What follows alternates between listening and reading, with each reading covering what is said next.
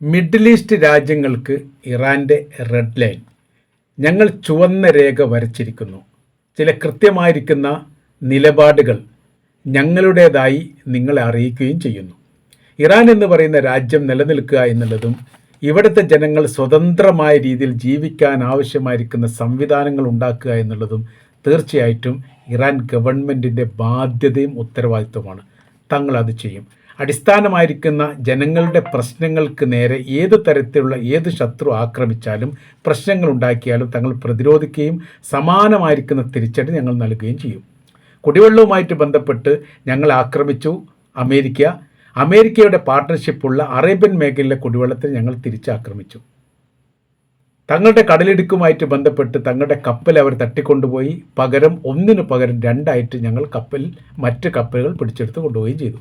പകരത്തിന് പകരമാണ്. അപ്പോൾ നിങ്ങളോട് പറയാനുള്ള കാര്യം ഇങ്ങനെയാണ്: അമേരിക്കക്ക് പേരെടുക്കുന്ന താവളമായിട്ട് നിങ്ങൾ മിഡിൽ ഈസ്റ്റിനെ മാറ്റരുത്. അവർക്ക് വേണ്ടി പേരെടുക്കാൻ നിങ്ങൾ കാവലിരിക്കുകയും ചെയ്യരുത്. അത് അവരുടെ വഴിക്ക് പോകട്ടെ. നിങ്ങളുടെ നിലനിൽപ്പും നിങ്ങളുടെ സന്തോഷപരമായിരിക്കുന്ന ജീവിതം തീർച്ചയായിട്ടും തങ്ങൾ ആഗ്രഹിക്കുന്നതാണ്. അത് നിങ്ങൾ ഞങ്ങളുമായിട്ട് സഹകരിക്കണം. ഇറാൻ്റെ ശത്രുക്കളെ സംബന്ധിച്ചിടത്തോളം അവർ തന്നെ നിങ്ങളുടെ ശത്രുവാണ്. നിങ്ങൾക്ക് മനസ്സിലാകാൻ വൈകുന്നു, പക്ഷേ നിങ്ങൾക്കൊരു തിരിച്ചറിവ് ഉണ്ടായിട്ടുണ്ട് എന്നാണ് ഞങ്ങൾ മനസ്സിലാക്കുന്നത്. കാര്യം ഖത്തറിന് നേരെ ഇസ്രായേൽ ആക്രമിച്ചതോടുകൂടി പൂർണ്ണമായ രീതിയിൽ വിശ്വസിക്കാൻ പറ്റുന്നവരല്ല അമേരിക്കയും ഇസ്രായേലും എന്നുള്ളൊരു ബോധ്യം നിങ്ങൾക്കുണ്ടായിട്ടുണ്ട്. അതിൽ ഞങ്ങൾക്ക് സന്തോഷമുണ്ട്. ഇത് ഞങ്ങൾ മുൻകൂട്ടി മനസ്സിലാക്കിയതാണ്. നിങ്ങൾ കുറച്ച് വൈകിപ്പോയി എന്ന് മാത്രം. പേർഷ്യൻ മേഖലയിൽ ചില രാജ്യങ്ങൾ രഹസ്യമായ രീതിയിൽ അമേരിക്കയ്ക്ക് സപ്പോർട്ട് ചെയ്തുകൊണ്ട് ഞങ്ങൾക്ക് നേരെ ആക്രമണം നടത്താൻ വേണ്ടിയിട്ട് രഹസ്യമായിരിക്കുന്ന സംവിധാനങ്ങൾ ചെയ്തിട്ടുണ്ട്. ഞങ്ങൾ കണ്ടുപിടിച്ചു, ഞങ്ങളവിടെ ആക്രമിക്കുകയും ചെയ്തിട്ടുണ്ട്.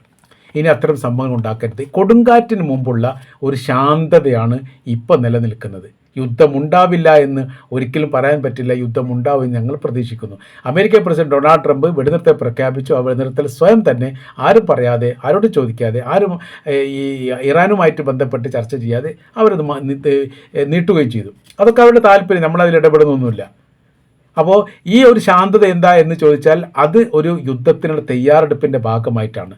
14 ദിവസത്തോളം വെടിനിർത്തലുമായി ബന്ധപ്പെട്ട കാര്യത്തിൽ ഇടവേള വന്നപ്പോൾ ഞങ്ങളുടെ സൈനികപരമായിരിക്കുന്ന ശക്തി കൂടുതൽ ബലവത്താക്കാൻ വേണ്ടി ഞങ്ങൾക്ക് സാധിച്ചു എന്ന് മാത്രമല്ല, തങ്ങൾ സൂക്ഷിക്കപ്പെട്ട ആയുധങ്ങൾ, സംവിധാനങ്ങൾ എല്ലാം വീണ്ടും പുനരുദ്ധാരണം നടത്തിക്കൊണ്ട് വ്യത്യസ്തമായിരിക്കുന്ന സൈനികർക്ക് അതിൻ്റെ ഉത്തരവാദിത്വം ഏൽപ്പിക്കാൻ വേണ്ടി സാധിച്ചു. ഞങ്ങൾക്ക് വലിയൊരു ആശ്വാസം കിട്ടിയിട്ടുണ്ട് ഈ കാര്യത്തിലൊക്കെ. ഇന്ന് വരെ ഇതിനു മുൻപ് കഴിഞ്ഞ ദിവസം മസൂദ് പെഷഷ്കിയാൻ ഇറാൻ്റെ പ്രസിഡന്റ് പറഞ്ഞിരിക്കുന്ന പ്രധാനമായിരിക്കുന്ന ഒരു കാര്യമുണ്ട്. തങ്ങൾ പ്രദർശിപ്പിക്കുകയും പരിചയപ്പെടുത്തുകയും ലോകത്തിന് കാണിച്ചു കൊടുക്കുകയും ചെയ്ത ആയുധങ്ങളെക്കുറിച്ച് മാത്രമേ അമേരിക്കക്കും ലോകത്തിനും അറിയൂ. അത് ഏകദേശം ഞങ്ങളുടെ ആയുധത്തിൻ്റെ 15-20% മാത്രമാണ്. ഇതുവരെ പ്രദർശിപ്പിക്കാത്ത, ഇതുവരെ കാണിച്ചു കൊടുക്കാത്ത, ഇതുവരെ ചിത്രം കാണാത്ത 10,000-കണക്കിന് ആയുധങ്ങളുടെ കൂമ്പാരങ്ങൾ തങ്ങളുടെ കൈവശത്തിലുണ്ട്. അത് സുരക്ഷിതമായിരിക്കുന്ന മേഖലകളിൽ വിശ്രമിക്കുകയാണ്. തങ്ങൾ അതെടുത്ത് പ്രയോഗിക്കാൻ വേണ്ടിയിട്ട് ഇനി ഒരുപാട് കാലതാമസമൊന്നും ഇല്ല എന്നും അവർ പറയുന്നു. അമേരിക്കയുടെ സൈനിക മേഖല കേന്ദ്രീകരിച്ചുകൊണ്ട് മാത്രമാണ് തങ്ങൾ ആക്രമിക്കുക എന്ന് നിങ്ങൾ തെറ്റിദ്ധരിക്കരുത്. ഞങ്ങളെ സംബന്ധിച്ചിടത്തോളം റിഫൈനറിയും എണ്ണപ്പാടവും വൈദ്യുത നിലയവും എല്ലാം ഞങ്ങളെ സംബന്ധിച്ചിടത്തോളം ആക്രമണത്തിന് വിധേയമാക്കേണ്ട സംഭവങ്ങൾ തന്നെയാണ്. കാര്യം ഈ പറയപ്പെട്ടതെല്ലാം ഞങ്ങളുടെ രാജ്യത്ത് അമേരിക്കയും ഇസ്രായേലും സംയുക്തമായ രീതിയിൽ ആക്രമിച്ചിട്ടുണ്ട്. നിങ്ങളുടെ മുഖത്ത്, അതായത് നിങ്ങൾ നൽകുന്നത് നിങ്ങളുടെ ഭൂമി, നിങ്ങൾ യുദ്ധത്തിനില്ല എന്ന് ഞങ്ങൾക്കറിയാം. പക്ഷേ യുദ്ധത്തിന് നിങ്ങൾ നിൽക്കേണ്ട കാര്യമില്ല. കാര്യം യുദ്ധം ചെയ്യുന്ന അമേരിക്കക്കും ഇസ്രായേലിനും, അല്ലെങ്കിൽ അമേരിക്കക്ക് യുദ്ധം ചെയ്യാനുള്ള സൗകര്യങ്ങൾ ഉണ്ടാക്കി കൊടുക്കുന്നു, ഭൂപ്രദേശം വിട്ടുകൊടുക്കുന്നു, സംവിധാന കാര്യങ്ങൾ ചെയ്യുന്നു, അവർക്ക് സ്വന്തമായിരിക്കുന്ന സൈന്യ ബേസ് ഉണ്ടാക്കി കൊടുക്കുന്നു, അതിന് കാവൽ നിൽക്കുന്നു. അങ്ങനത്തെ ഒരുപാട് പ്രവൃത്തികൾ നിങ്ങൾ ചെയ്യുന്ന സമയത്ത് സ്വാഭാവികപരമായി നിങ്ങൾ യുദ്ധത്തിൽ അറിയാതെ പങ്കാളിത്തം വഹിക്കുന്നു. ഇത് ഞങ്ങളെ സംബന്ധിച്ചിടത്തോളം വലിയ പ്രയാസം ഉണ്ടാകുന്ന കാര്യമാണ്. ഇപ്പോൾ ഞങ്ങൾ മുന്നോട്ട് വെച്ചിരിക്കുന്ന മറ്റൊരു നിലപാട്, ആ കാര്യം കൂടി ഇറാൻ്റെ വിദേശകാര്യമന്ത്രിയുടെ ആ കാര്യം പറഞ്ഞത്, അഥവാ ഡോളറിനെ ഞങ്ങൾ വീഴ്ത്തും. എങ്ങനെ ഡോളർ വീഴ്ത്തുക? വിനിമയവുമായിട്ട് ബന്ധപ്പെട്ട കാര്യം ഡോളറിൽ നിന്ന് മാറിയിട്ട് അത് ചൈനയുടെ കറൻസിയിലേക്കോ റഷ്യയുടെ കറൻസിയിലേക്കോ മാറ്റുന്ന രീതിയിലുള്ള സംവിധാനം കൊണ്ടുവരും.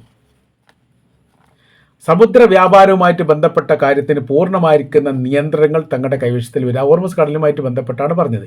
ഇത്രയും കാലം എന്തുകൊണ്ട് ഡോളറിൻ്റെ വിനിമയത്തിന് മൂല്യം കൂടുന്നു, ഡോളറിൻ്റെ ഈ കറൻസിക്ക് മൂല്യം കൂടുന്നു എന്ന് ചോദിച്ചാൽ അതിൽ വെച്ചിട്ടാണ് ഏറ്റവും കൂടുതൽ പെട്രോളിയത്തിൻ്റെ ഇടപാടുകൾ നടത്തുന്നത്. അപ്പോൾ സൗദി അറേബ്യ പോലെയുള്ള അല്ലെങ്കിൽ അറേബ്യൻ രാജ്യങ്ങൾ ഏതെങ്കിലും പെട്രോളിയം വിൽക്കുന്ന നടത്തുക, അവർക്ക് കറൻസി കിട്ടണം. ആ കറൻസി ഡോളറാണ് നൽകുക. അങ്ങനെ ആ സമയത്ത് ഡോളറിന് ഡിമാൻഡ് കൂടും, മൂല്യം കൂടും, വാല്യൂ കൂടും. അങ്ങനെ ലോകത്തിലെ ഏറ്റവും വലിയ മൂല്യമുള്ള കറൻസി, മൂല്യം എന്ന് പറഞ്ഞാൽ അത് ഡോളറിൻ്റെ വിനിമയം വെച്ചുകൊണ്ടാണ് മറ്റുള്ള കറൻസി അളക്കുന്നത് എന്ന് മാത്രം. അല്ലാതെ കറൻസി ഏറ്റവും കൂടുതൽ മൂല്യം നോക്കുന്ന സമയത്ത് കുവൈത്തിൻ്റെ ആണ് വരിക. കുവൈത്തിന് ഏകദേശം 300-ലധികം രൂപ ഇപ്പോഴത്തെ നമ്മുടെ ഇന്ത്യൻ കറൻസിയുമായിട്ട് കമ്പയർ ചെയ്യുന്ന സമയത്ത് കിട്ടും. അത് ഡോളറായിട്ട് വിനിമയം ചെയ്യുന്ന സമയത്ത് 94 രൂപ അല്ലെങ്കിൽ 94 അത്രയൊക്കെ വരും. 95 താഴെയാണ് കാണുന്നത്, അത്രയാണ് വരുന്നത്. അപ്പോൾ ഈ ഇറാൻ്റെ കറൻസിയോ 300-ൻ്റെ മേലെ, പിന്നെ ബഹ്റൈൻ കറൻസി അങ്ങനെയൊക്കെ വരുന്നുണ്ട്.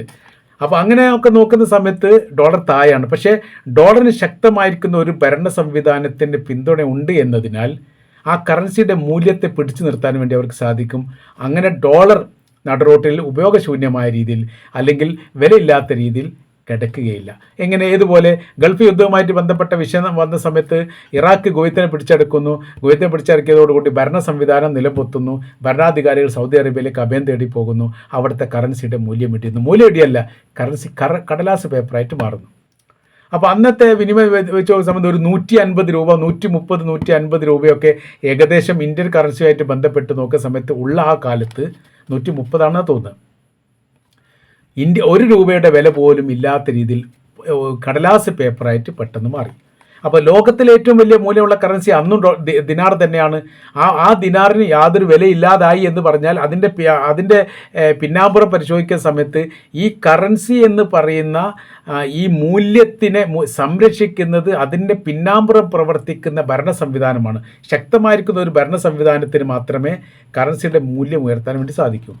അന്ന് മൂല്യമില്ലാതായി പോയി. പക്ഷേ ഡോളറിനെ സംബന്ധിച്ചിടത്തോളം അങ്ങനെ ഉണ്ടാവുന്നില്ല. കാര്യം എന്ന് പറഞ്ഞാൽ ഡോളറിൻ്റെ പിന്നാമ്പുറം ശക്തമായിരിക്കുന്ന ഒരു ഭരണ സംവിധാനമുണ്ട്. അപ്പോൾ ഇപ്പോൾ ഇറാൻ പറഞ്ഞ കാര്യം ഇതാണ്, വിനിമയങ്ങൾ ഇങ്ങനെ കൂടുതൽ നടക്കുന്ന സമയത്ത് കറൻസിയുടെ മൂല്യം കൂടുക എന്ന് പറയുന്നത് സ്വാഭാവികമാണ്.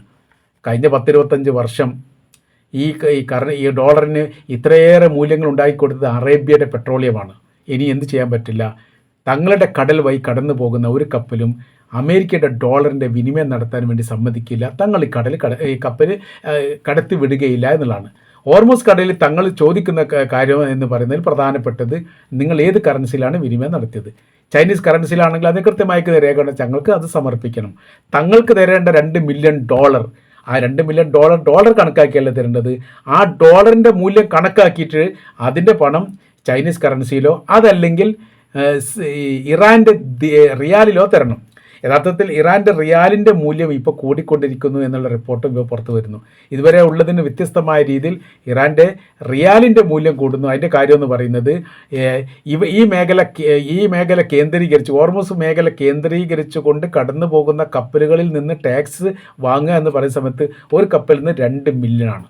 ഇപ്പോൾ 500 മില്യൺ ദിവസം വാങ്ങുന്നു എന്നൊക്കെ ഒരു പരാതി ഇപ്പോൾ ഇവർ പറയുന്നുണ്ട്. അമേരിക്കൻ പ്രസിഡന്റ് ഡൊണാൾഡ് ട്രംപ് പറഞ്ഞു. അതൊക്കെ വലിയ വിവാദമായിട്ടുണ്ട്. അപ്പോൾ ഈ തരത്തിലേക്കാണ് കാര്യങ്ങൾ പോകുന്നത്. അപ്പോൾ നമ്മൾ പറഞ്ഞു വരുന്ന വിഷയം എന്ന് പറയുന്നത്, ഇത് യുദ്ധം അവസാനിച്ച ഒരു ഘട്ടമല്ല, ഇത് കൊടുങ്കാറ്റിന് മുമ്പേയുള്ള ശാന്തതയാണ്. ഇനി യുദ്ധം നടന്നു കഴിഞ്ഞാൽ അല്ലെങ്കിൽ യുദ്ധം വരികയാണെങ്കിൽ അതികഠിനമായിരിക്കുന്ന കഠിനമായിരിക്കുന്ന യുദ്ധമായിട്ട് അത് ഓട്ടോമാറ്റിക്കായിട്ട് മാറും. തങ്ങളുടെ ആപനായിലുള്ള ഏറ്റവും പ്രഹരശേഷിയുള്ള ആയുധങ്ങൾ തങ്ങൾ പുറത്തെടുക്കും. അമേരിക്കയെ സംബന്ധിച്ചിടത്തോളം അമേരിക്കയുടെ സൈനിക ബേസ് ഉള്ളത് അറേബ്യൻ രാജ്യങ്ങളാണ്. ആ മേഖല തീർച്ചയായിട്ടും തങ്ങൾ ആക്രമിക്കും. അതിൻ്റെ നാശങ്ങളും അതിൻ്റെ നഷ്ടങ്ങളും ഭീമമായിരിക്കും. ഇതുവരെ കണക്ക് കൂട്ടിയതുപോലെയല്ല. അഥവാ ഞങ്ങൾ വിട്ടെടുത്തോളം ഈ ഡ്രോൺ ആണെങ്കിലും ഈ മിസൈലുകളാണെങ്കിലും പ്രതിരോധിക്കാൻ വേണ്ടി നിങ്ങൾക്ക് സാധിച്ചിട്ടുണ്ട്. കാര്യം പ്രഹരശേഷി ഏറ്റവും കുറഞ്ഞ മിസൈൽ മാത്രമേ തങ്ങൾ ഇങ്ങോട്ട് വിട്ടിട്ടുള്ളൂ. വളരെ അപൂർവമായിട്ട് 3-4 മിസൈൽ വിട്ടിട്ട് അമേരിക്കയുടെ യുദ്ധവിമാനം തകർത്ത് തൊഴിച്ചാൽ. എന്നാൽ നിങ്ങൾ നോക്കൂ, ഇസ്രായേൽ തങ്ങൾ വിടുന്ന ഹൈപ്പർസോണിക് പോലെയുള്ള മിസൈലെ പ്രതിരോധിക്കാൻ അവരുടെ ലോകത്തിലെ ഏറ്റവും വലിയ പ്രതിരോധ സംവിധാനമായിരിക്കുന്ന അയൺ ഡോമിന് പോലും സാധിക്കാത്ത വിധം ഞങ്ങളെ സംവിധാനം ഒരുക്കിയിരിക്കുന്നു. അങ്ങനെയാണ് അവിടെ മേഖലയും ദേശവും നഗരവും ഗ്രാമങ്ങളും ഞങ്ങൾ ചുട്ടരിച്ചത്.